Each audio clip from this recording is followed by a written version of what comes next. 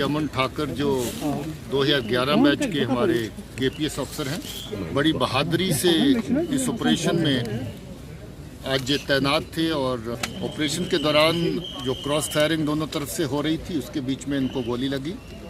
Hospital के लिए इनको शिफ्ट किया गया, मगर ये अपने जख्मों की वजह से वहीं पर इन्होंने शहादत पाई। ये ऑपरेशन लगभग अभी ख़त्म हो रहा है। डेड बॉडी एक वहाँ पर अभी रिट्रीव करी है जो मुझे बताया है, और इसमें एक या दो और लोग मिलिटेंट जो हैं उसमें मारे जाने की खबर है।